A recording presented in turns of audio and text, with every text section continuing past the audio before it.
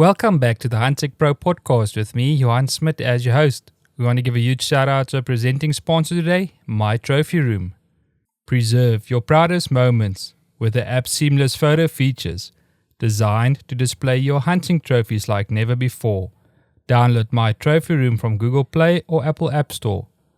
Subscribe on YouTube and follow us on our social media platforms under Huntech Pro. Whether you're a seasoned hunter, an inspiring outdoor enthusiast, or someone who simply loves the thrill of adventure, you're in the right place.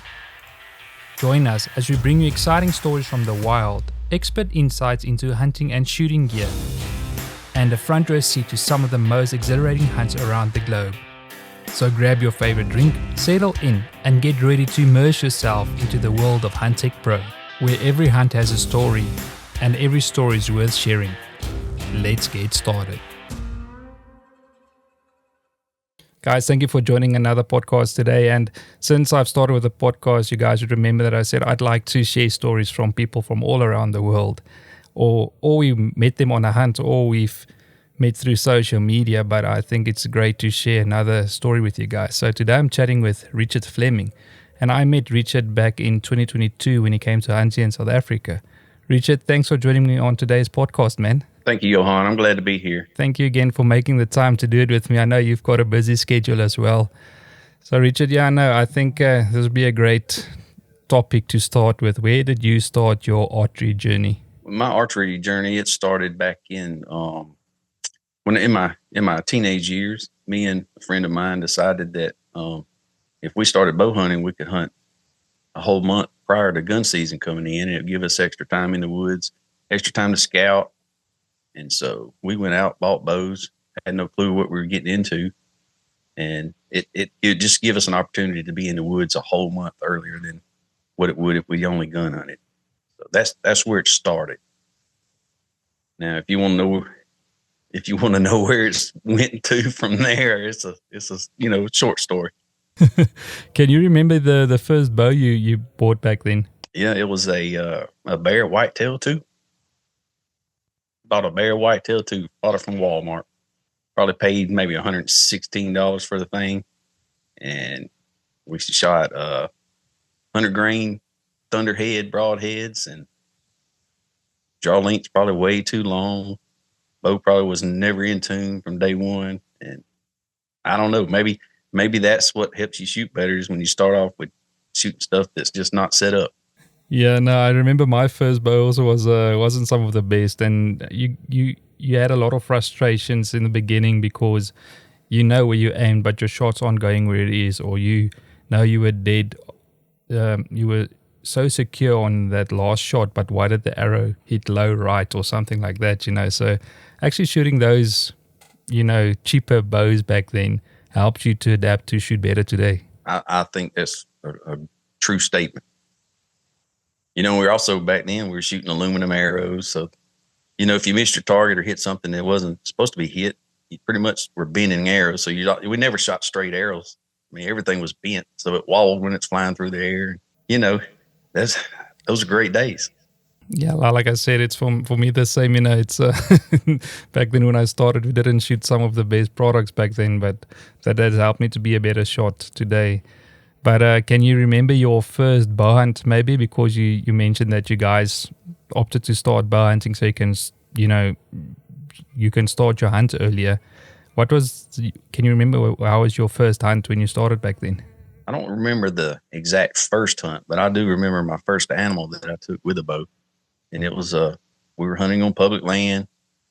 You used to have to, be the first one there to get the spots you wanted, beat the other guys to the spots in the mornings. And me and a friend of mine would hunt 50 to 60 yards apart so we could see each other. We felt like we were covering better ground that way. And I had a deer come by him, and he couldn't get a shot on it. It came over towards me, and I was able to get a shot on it. So that was my first one. With the feeling I got from bow hunting, because I also started bow hunting before I started rifle hunting, the feeling I got taking my first animal with a bow, nothing can compare to it, And that's correct. That's why I love to bow hunt, because it's become such a big passion in my life. I wish I could get more time to bow hunt, but Yeah, no, it's something I would remember. Obviously, my first harvest as well, and I know that's why I've got such a big passion for bow hunting, and that's where everything started for me as well. But from there, obviously, you started getting better equipment, and where did your journey with the 3D archery? Where did that start? Well, over the years, as we come up, when my daughter got into junior high school, her school started an archery team. So the first year, the team, it was a brand new team. They didn't have a lot of funds and stuff to help keep equipment up and all. So I volunteered to help keep their arrows refletched and stuff as they would break them up and knock their fletchings off and all. And then the following year, I got asked if I would help coach. So I started, I'm going to jump on that opportunity.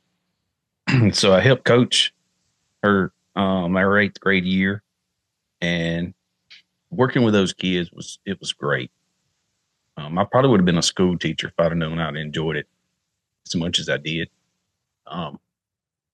So she went from the junior high to the high school, and I had the opportunity to follow her to the high school and keep coaching there, me and the same coach. So I ended up, she was a competitive swimmer too. So her swimming kind of took over, and she had to quit shooting archery, but I kept coaching. So I volunteered coaching for that team for 9 years. She probably had not even been on the team for 4 or 5 of those last years I did it. But just seeing those kids compete kind of sparked the interest in me. And then I had a great friend of mine from high school. Him and his 2 boys, they went and shot a local 3D shoot one weekend. And on their way home, they called me and said, "Hey, we went and shot a 3D competition. We had an awesome time." Said, "You need to come go with us next weekend." So I said, "Hey, you shoot? Yeah, I'll go." I hadn't shot one of those since I was probably 18, 19 years old. So we loaded up next weekend, went shot a course, had a great time. Went shot a R100, if anybody's familiar with that. Went shot one of those, had a good time at those. And then we started going on Monday nights to the league night up at our local archery shop, Archery Unlimited. And from there, I'm shooting a hunting bow, and I see these guys with all these big, pretty, fancy bows, and they're just like drilling a dot the size of a dime, and I'm like, I'm trying to compete with them, and I can't do it. I'm like, well, if they can shoot that well, I can shoot that well. So long story short, I end up with a competition bow, and 6 years later, I'm where I'm at now.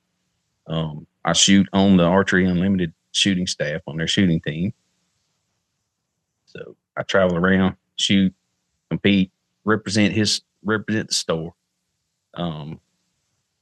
And this year, I'm shooting in a senior known 50 class. The first 2 shoots, I finished in 2nd place in both of them. I'm a leading shooter of the year by, I think, 1 point. And this is the last class last amateur class before I have to go into the pro division. So hopefully 2026, I'll be shooting in a pro division. Oh, that's awesome, man. It's great to hear the journey that you have taken through the years. But I know you can probably drill 3 or 4 arrows inside the size of a quarter. So I know you're a very good shot with bow hunting for sure. But I'm going to take you back a little step back with your bow hunting. How much does the bow hunting mean in your life? I love the bow hunting aspect of hunting because it's the challenge. You can pick up a rifle and you can shoot out to, I know y'all use meters, and we use yards here, but you can realistically go out and shoot 300 to 500 yards with a rifle and take game. But when you hunt with a bow, you've got to be, I like to be within 30 yards of them. I can shoot farther than that if I need to, but um, it's up close. Everything's up close and personal. Everything's got to go right. The wind's got to be correct. You got to have, you gotta have scent control. No noise. Don't do like I did in the blind when me and you were hunting together over there in Africa, and I picked my bow up, my broadhead hits the wall of the blind and makes a loud sound. If you watch that episode, you'll hear it. It's a huge rookie mistake. Luckily, there's enough animals around making enough noise that they didn't hear it, but that could have been very bad. But it's the challenge. I love the challenge of it. I must say that that's one of the biggest stuff for me as well. I like to get up close and personal, Not only because I'm a trophy hunter, but at 20 yards, I can see better what type of animal I'm hunting rather than when I'm sitting 100 yards away or 200 yards away. At 20 yards, I can hear the animal drinking water, At 100 yards, you won't even be able to hear that. But it's all that kind of stuff that makes the rush you get out of the hunt it makes it even more special, because like you've mentioned, your scent has to be controlled. You mustn't make any noise. So if you make one mistake, the animal's gone. Luckily, when you were hunting with me back in 2022, that didn't happen because there were so many animals around us. But all your shots were in the triangle, and they were perfect shots, and the animals expired within a few yards. But that's what I always love to see. It's when somebody asks me where to shoot an animal and you ask him to place a shot there, to see that shot landed exactly where you wanted that shot to be. That feels more rewarding than taking that shot yourself, I agree. Yeah, it's definitely that up close and personal, and of course those animals in Africa, they're so much larger than the deer that we hunt here in the States. You have a little bit more room and a little more margin for error, but it's that feel when you make a good shot is awesome. Yeah, I can remember when you took that shot on that kudu there behind you. You could see it. You placed a shot from where that animal took off to where it fell down. You could see everything. I remember I told you, look, he's going down. It was because that textbook shot, everything just worked out perfect. Yeah, I also remember saying, Johan, that was a good shot. Why is he not going down yet? You told me just settle down. These are big animals. He said he don't know it, but he's fixing to go down. Yeah, but we'll talk about that hunt now in a bit. It was crazy how everything played out. We already called the vehicle to come and collect us, but yeah, no, it's so great to have you on the podcast today, and it's great that I can hear that how much bowhunting means to you as well, man. So take me through your trip back in 2022. How did it start, and what did you expect from that hunt? Because obviously you guys are used to shooting whitetail. I know you guys used to send me a lot of messages asking about the setup on your arrows and stuff, but how did all that affect your preparations for coming over to the hunt?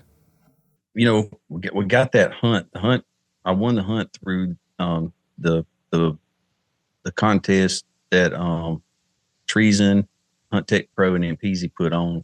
It was I guess like a promotional type hunt for all y'all companies, and I was one of the lucky winners to win a trip to that.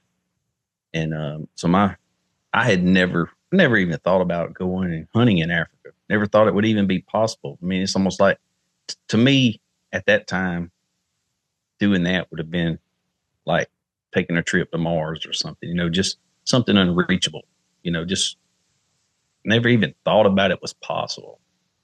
But preparing for that trip, we had, me and the guys, Chad and Jason, we talked on the phone and stuff, and we had no clue. We didn't know what we were getting into.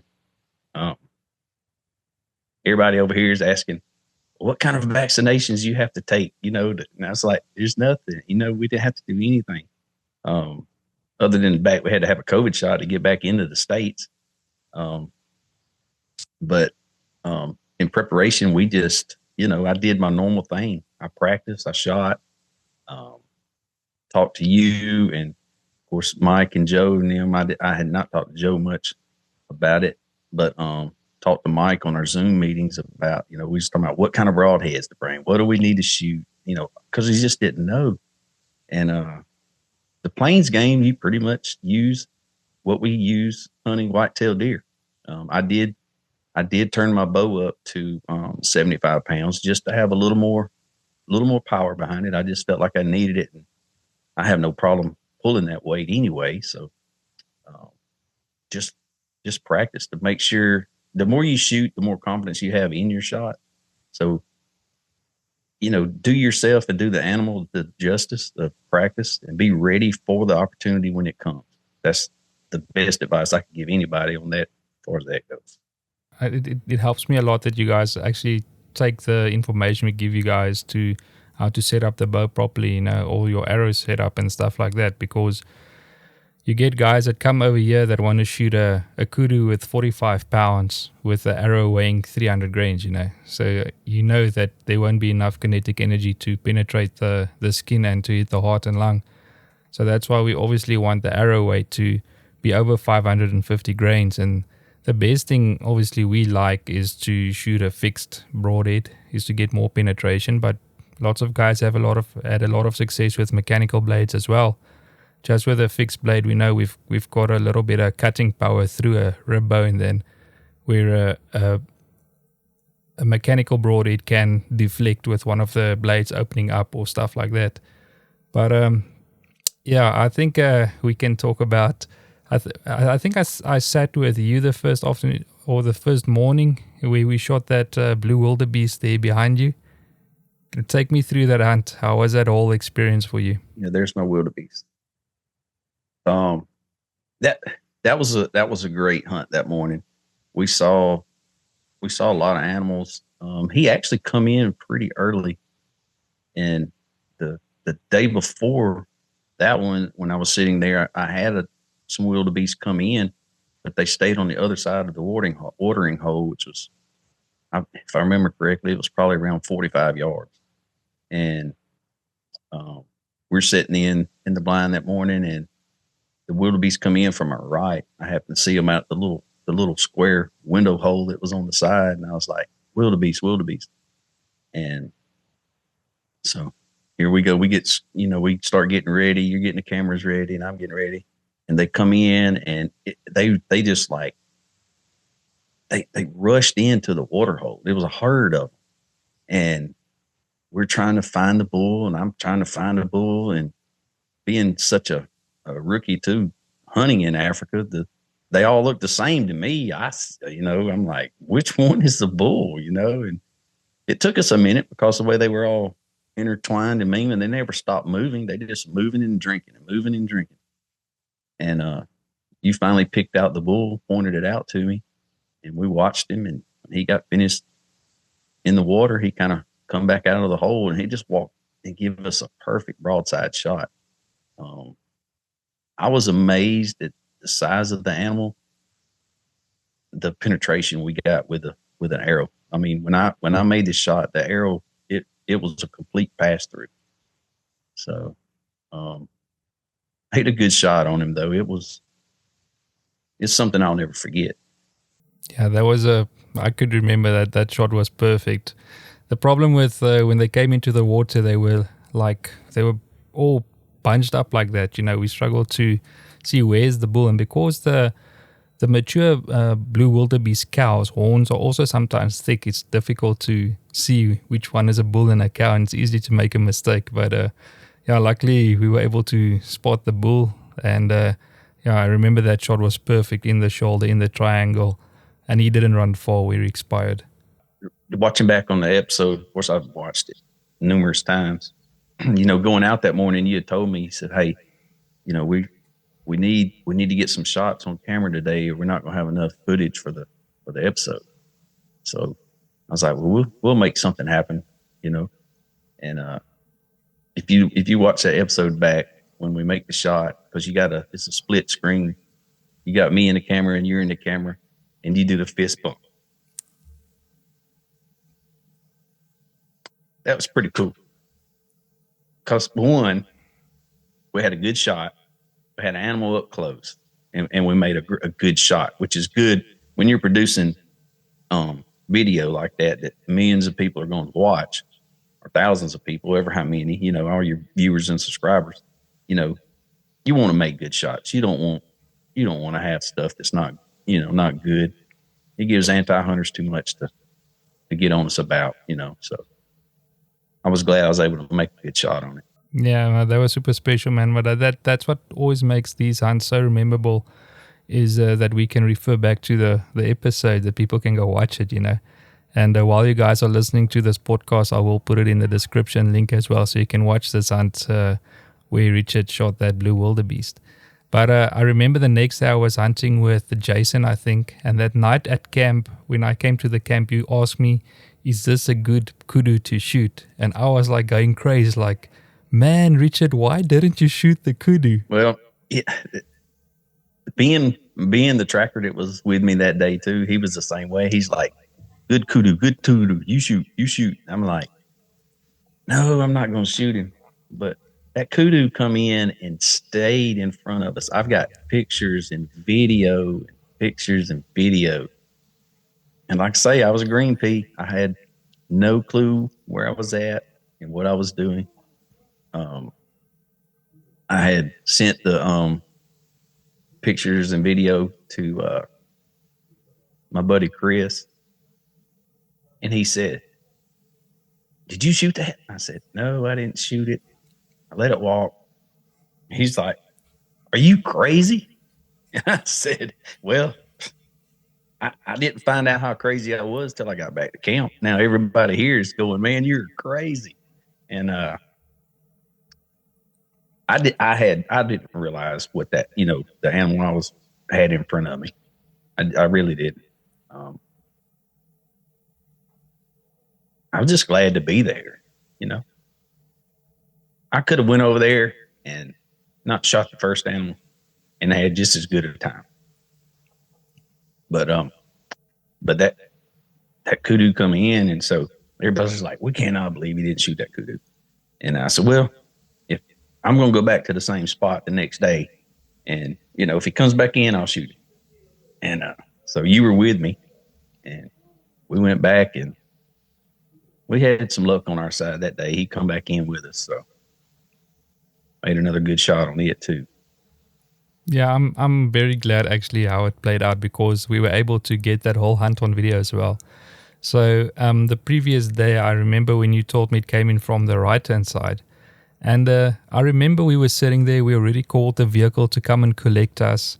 We were done for the day, and I think it was almost your last hunting day as well. That was the last day, and we were supposed to leave shortly after lunch or right around lunch and go to a game preserve and see animals and stuff. And we had called them and told them to come get us.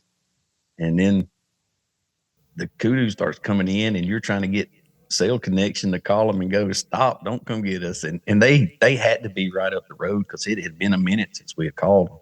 Yeah, I remember you took the shot, and that kudu ran like 20 or 30 yards, and he went to lay down, and then all of a sudden the vehicle was there. So everything happened perfectly actually at that moment. So yeah, I mean, that was special to share with you again. That kudu came in, he stood perfectly, you hit him perfectly in the shoulder, and he didn't run far.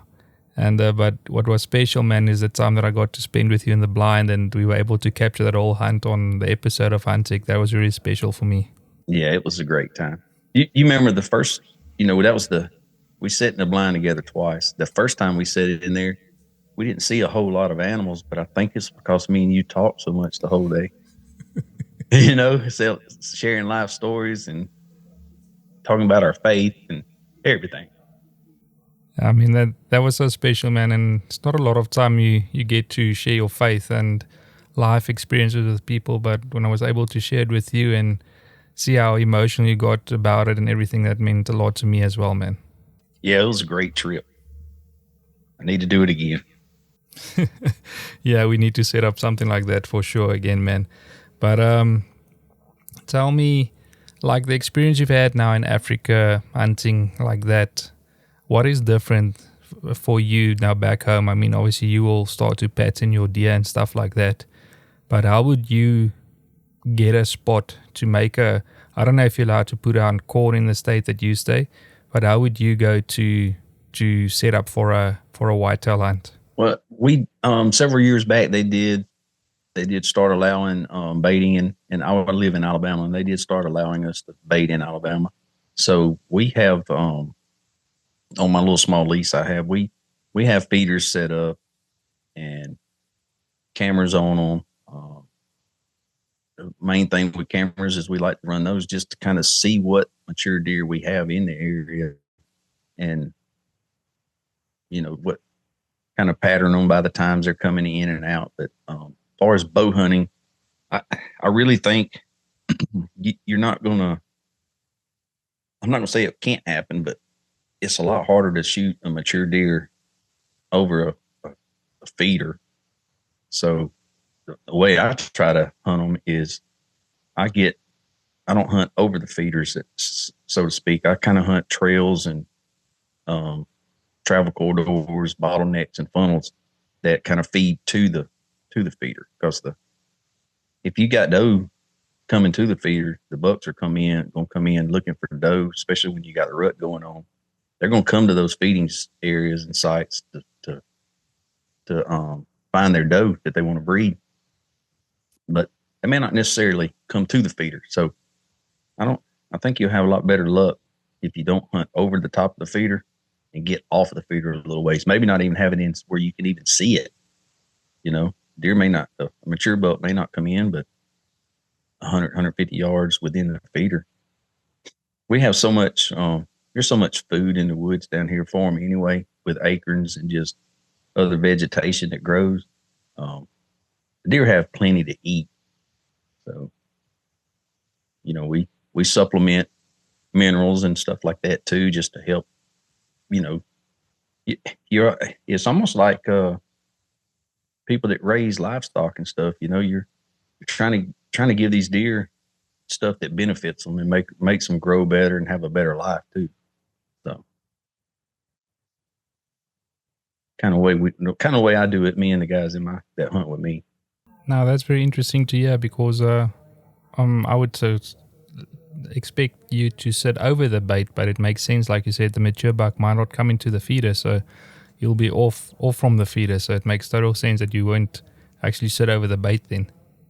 And I'm no expert, but I can just speak on my experiences. These deer, they're smart animals, and they pick up on stuff. I mean, they know a feeder didn't just grow out of the ground.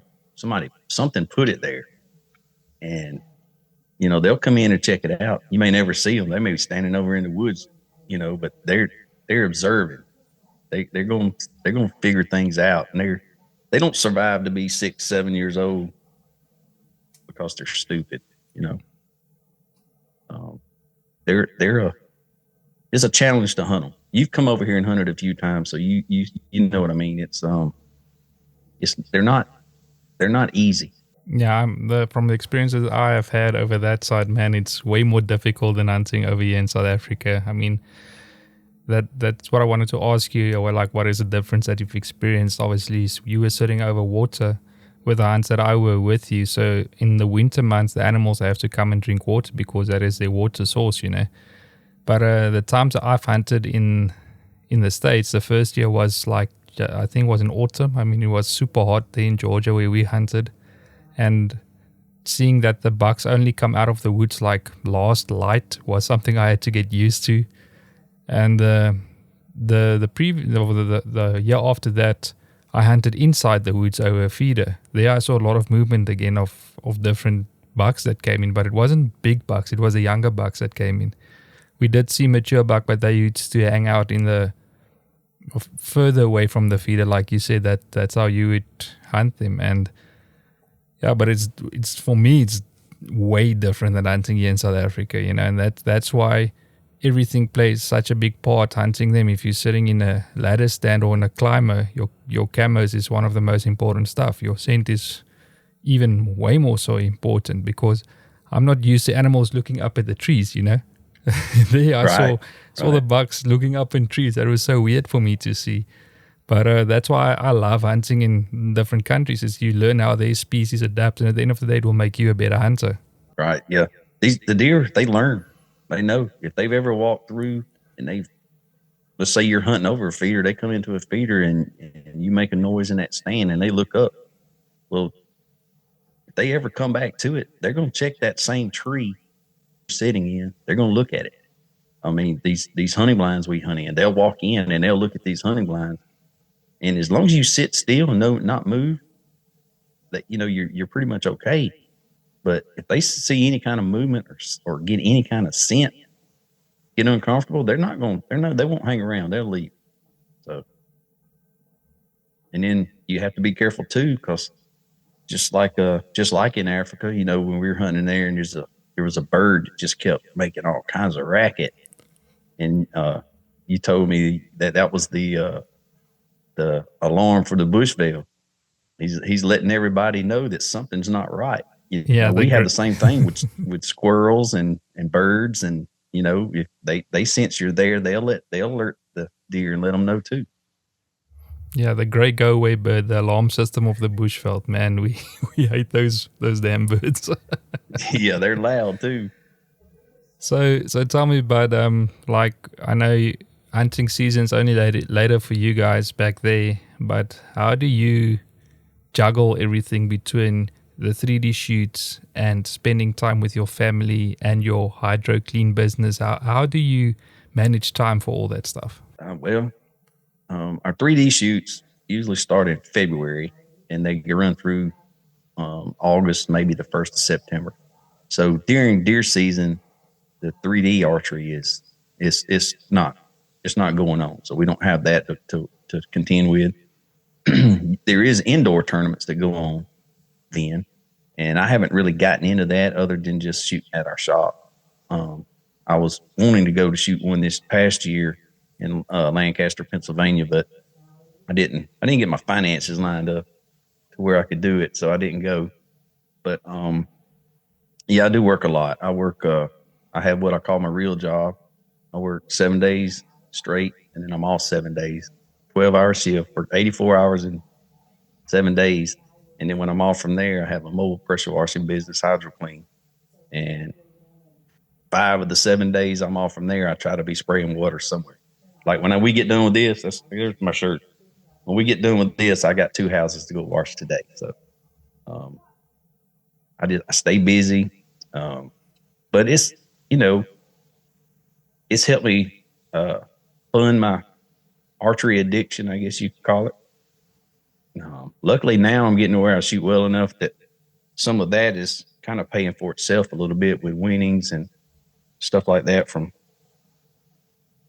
these companies that use products. They pay contingency money when you podium, so I'm able to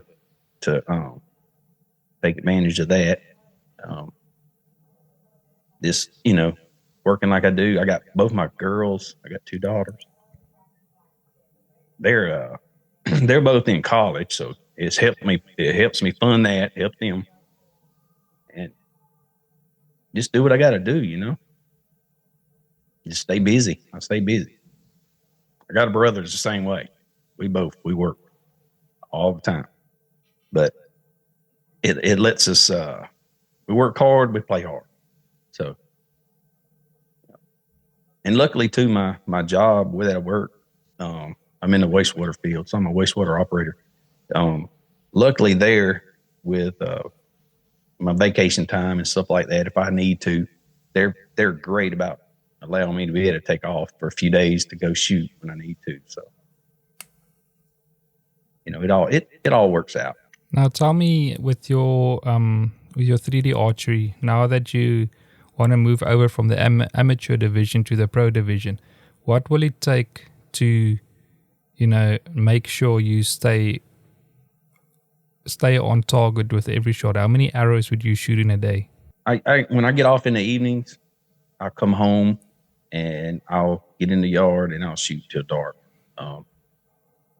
Anywhere from, I'm going to say, depending on what time I get home, but usually I'm at least going to get 20 arrows in if I can.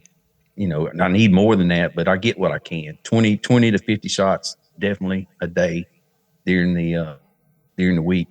On my week that I'm pressure washing, it's a little more. little more tough to do, just for the simple fact that when I'm out here running that pressure washer all day, when I come home, I feel like I've been in the gym lifting weights all day. So it's I'm not going to go out there when I can't hold the bow steady and create bad habits.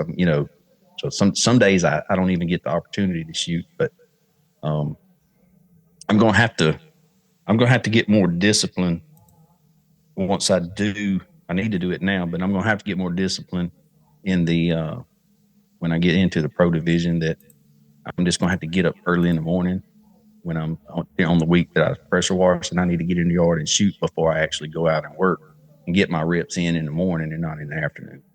Because it definitely takes, you need to shoot.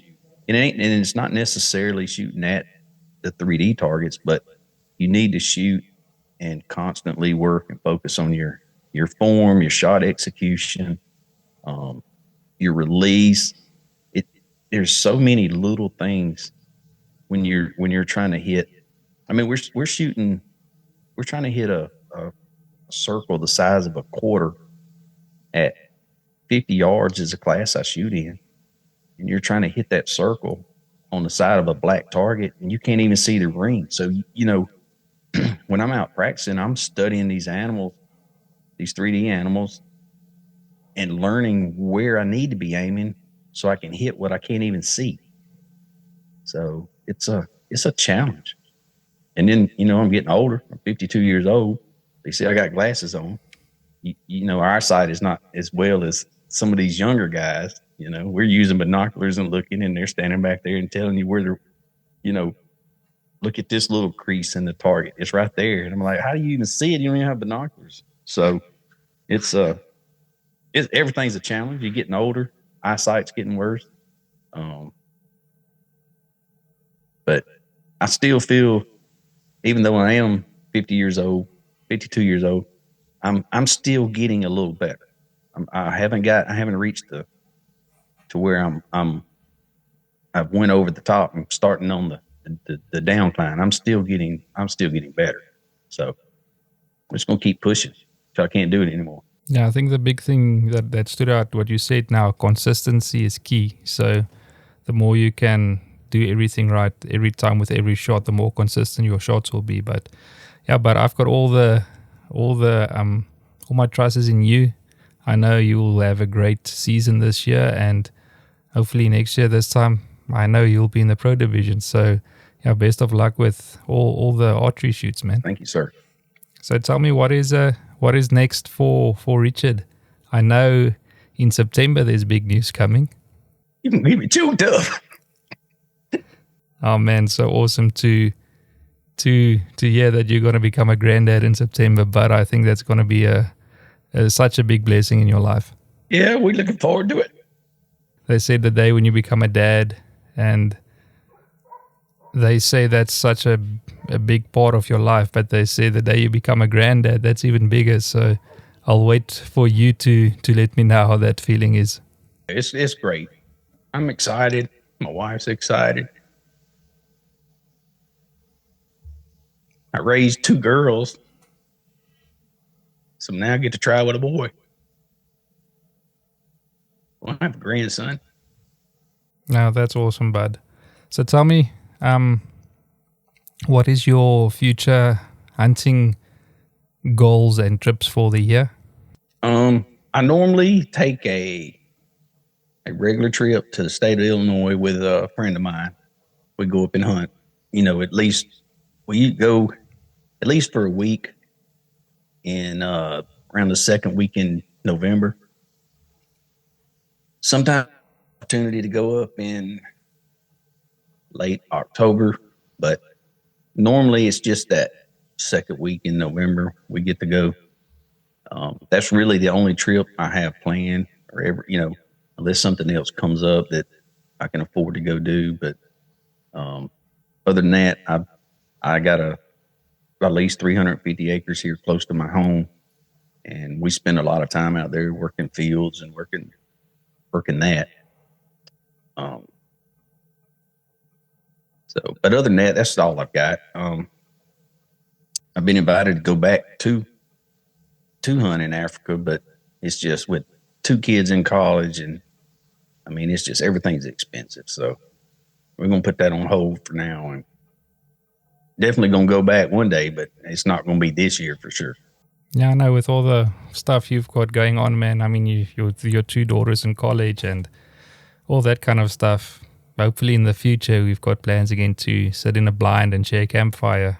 Yeah, it's, your first trip to Africa is awesome. It's great, and you take in so much so fast that you're like, man, I need to at least come back one more time to see what I might have missed that I didn't realize I actually didn't miss. It's a great experience. Completely different world than over here as far as the hunting and everything, but the people over there and the people that run these outfitters, and I mean they're great people. They really take care of you when you're there. They want to make sure you have a good time. You really get to know them. I mean, everybody I've met over there that's got social media, I communicate with them and keep up with them. So, you and Steve Swartz, and it's just several folks.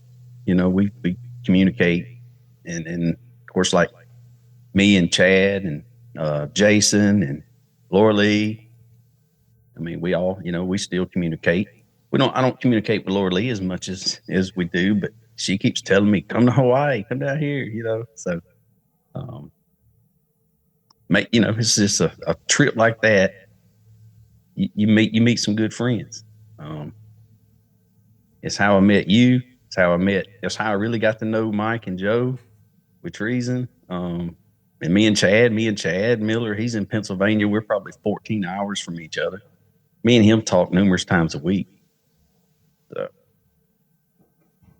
he'll call me sometimes. Had never met his kids in person. It was a great trip. Yeah, no, it was definitely, man. And all the people that I met as well, with the social media, it makes it so easy to stay connected with everybody. I know Lorelei has said we must come hunting in Hawaii as well. So hopefully one day we can make that trip. I think it'll be great. The ladies can stay on the beach and we can go hunt some goats or something. Yeah, go hang out over there with Ryan and get up early in the morning and drink coffee with him like we did in Africa. Me and him was the first ones up every morning, and we sit out there. We get the lights turned on, get the coffee going, and drink coffee while everybody else kind of stirred around and started showing up. So, yeah, it was a good week.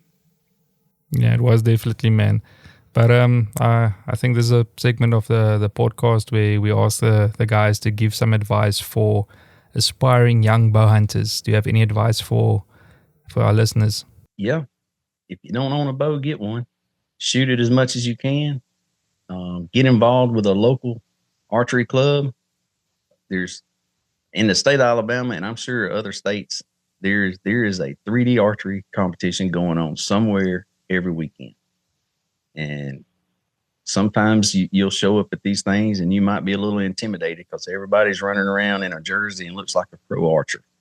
Well, not everybody is a pro archer. And not everybody wearing those jerseys can shoot like what you think they're going to be able to shoot. So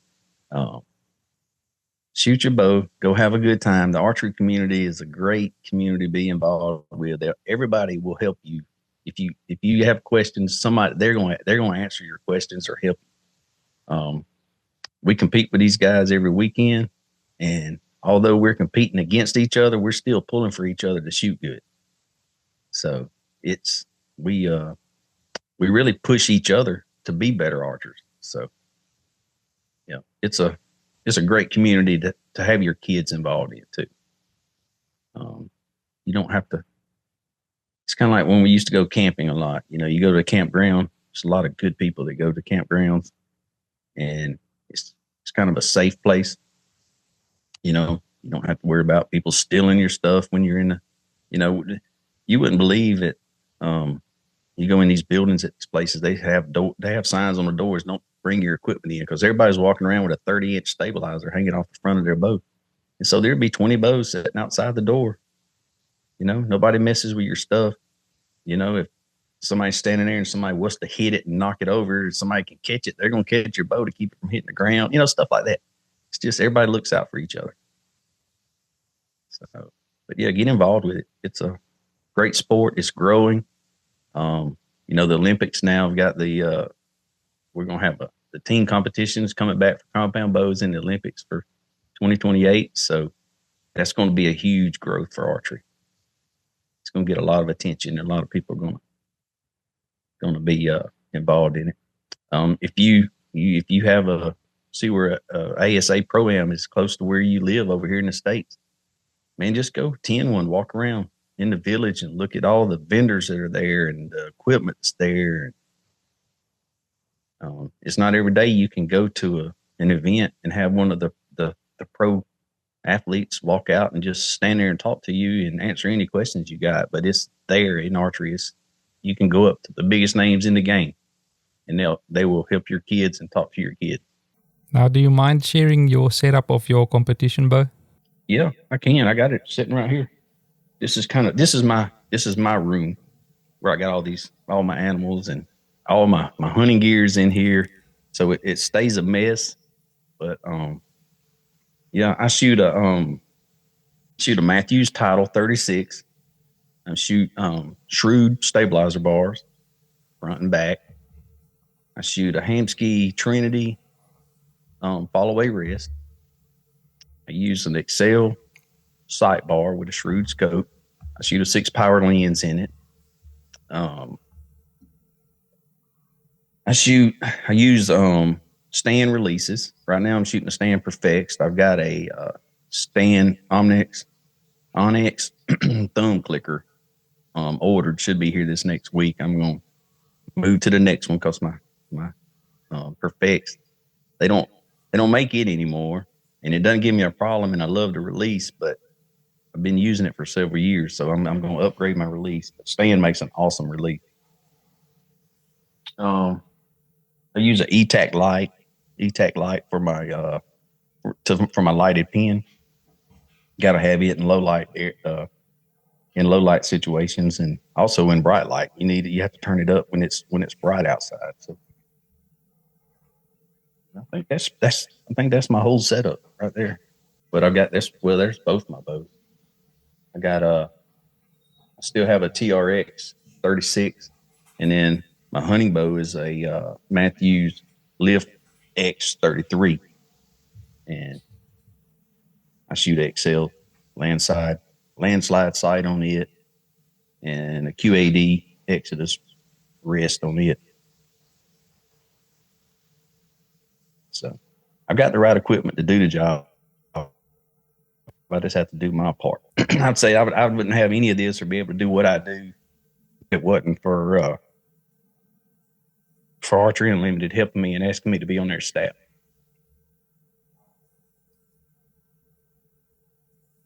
No, that's awesome, man. So it's been a blessing to shoot for them, and I was blessed to be asked because he could get anybody to shoot on his team, and he got my old self to do it. No, thanks for sharing that, man. And I'm sure the guys that are following your journey, they'll be able to go check out the products you use. But talking about that, where can people go follow you on social media and see what you're busy with? Well, I'm on Facebook, Richard Fleming, and then I do have I got a little TikTok channel I play with a little bit. Let's have some videos on there.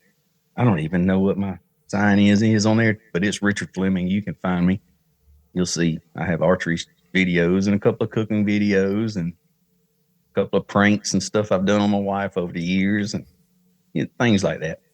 I do have Instagram, but I don't do anything with Instagram or anything like that. I need to do more, but I hadn't spent enough time to figure out how to do it. But TikTok and Facebook is really where I'm at.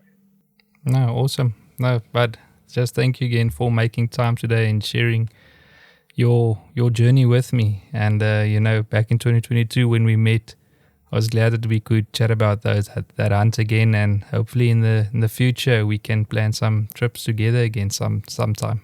Yeah, I'd love to get back over there again. I'm just gonna have to work everything out and make it happen. But yeah, if anybody could ever, if you could make it happen to go hunt in Africa, it's a trip you'll never forget. It's a great experience. You experience the different cultures and just the people, the animals. You'll sit over there and hunt 3 or 4 days, and you'll have seen so many animals, and then all of a sudden there's another one walks out, and you're like, "What is that? And why have I not seen that before?" You know,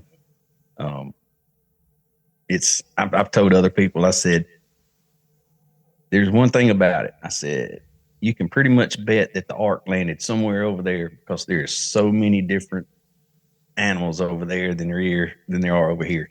I said, somewhere around over there, that's where the ark landed. That's where it hit that mountain somewhere and unloaded animals, because that's where they're at. Yeah, no, it must be something like that, because with the amount of huntable species we've got in our country, it's insane. It is. There's so many different species of animals, and when you think you've seen all the wildebeest, no, here's another one. Here's a golden wildebeest. Here's a black wildebeest. Here's a blue wildebeest. I mean, it's just, and then impala, you got regular impalas, you have black impalas, and it's just one after another.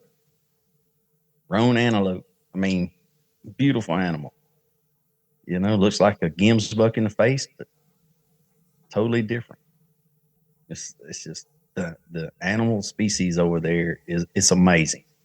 It's better than any zoo that you'll ever go to in the States when you can go to Africa. If you don't go hunt, go over there and just sit and watch animals. How many times can you go and be, 10 yards from a wild giraffe that walks by, It just, it's just an awesome experience. If people want to book a trip this side, just go check out Huntech Pro. We can help you guys out set up a hunt this side of the world. And we've even built in a function for you guys to click on book your hunt, and we'll get in contact with you. But Richard, I just want to thank you again for making time today to do this podcast. It was really awesome to share your journey on this episode. Yeah, thank you for having me. I appreciate it. No, thank you again, bud. And I'll mention all your descriptions in the description details below, so people can get in contact with you. But guys, thank you for joining us on today's podcast, and make sure to be on the lookout for the next episode, because each hunt has a story worth sharing. Thanks for listening.